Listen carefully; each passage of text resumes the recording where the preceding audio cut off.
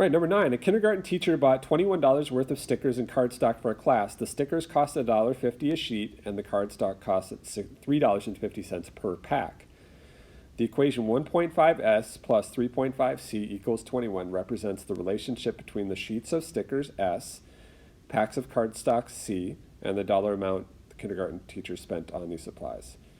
Okay, so that equation makes sense to me. This right here, $3.50 per pack of cardstock, $1.50 per pack of the sheets of stickers, and then a total cost of $21 here.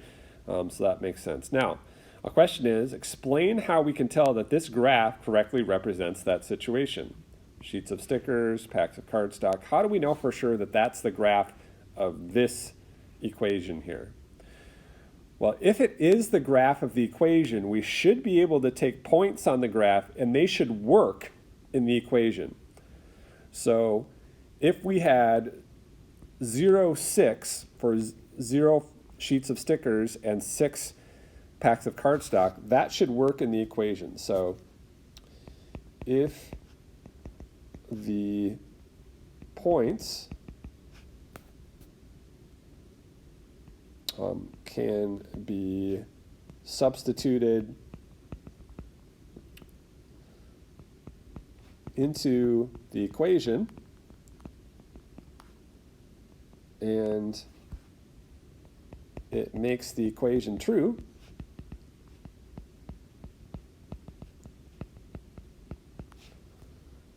then the graph represents the equation. All right, let's take that example, 0, 6. So 1.5 times 0 plus 3.5 times 6 for 0 sheets of stickers and 6 packs of cardstock. Does that equal 21? All right, so let's go to our old calculator here and say, okay, 1.5 times 0 I know is 0, right? But let's just type it in. 1.5 times 0 plus 3.5 times 6, that equals 21. So yes, so it works. Let's try 7, 3. 1.5 times 7, so I'm going to take a look at this equation here. 1.5 times 7 plus 3.5 times 3, does that equal 21? 1.5 times 7 plus 3.5 times 3. That also equals 21.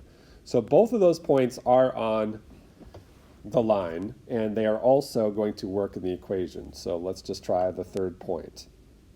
1.5 times 14 plus 3.5 times 0. Does that equal 21? And we do know that is going to work. So 1.5 times 14 plus 3.5 times 0, which I know is going to turn out to be 0 there, does equal 21. So yes. So it works. The points are substituted into the equation, and they make the equation true. All right, so what does the x-intercept 14, 0 and the y-intercept 0, 6 represent in this situation? All right, so x-intercept is right here where the graph crosses the x-axis at 14, 0. So think about literally what that would mean. So that point 14, 0, the 14 is the sheets of stickers. So 14, let's see, guess I'll write the equation. So 14, 0, 14 sheets of stickers and 0 packs of cardstock.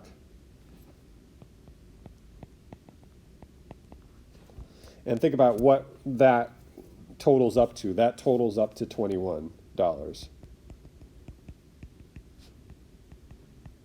We know it totals to $21 because the whole situation here, the equation, is equal to 21. So we know that combination totals up to 21. And same thing with 0, 6. That literally means 0 sheets of stickers and 6 packs cardstock. Sorry, totals to $21.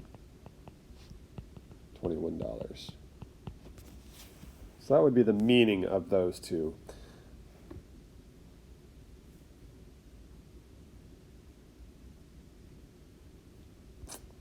All right, and essentially it's like if you had 0 of one, how many of the other would you have? If you had 0 packs of cardstock, you'd need 14 sheets of stickers. If you had 0 sheets of stickers, you'd have 6 packs of cardstock. All right, number 10. Suppose you get $60 for a present. You also have a job that earns $15 per hour. You decide to start saving that money for a new pair of AirPod Pros. Write an equation that represents your money saved, M, after a certain amount of hours worked, H.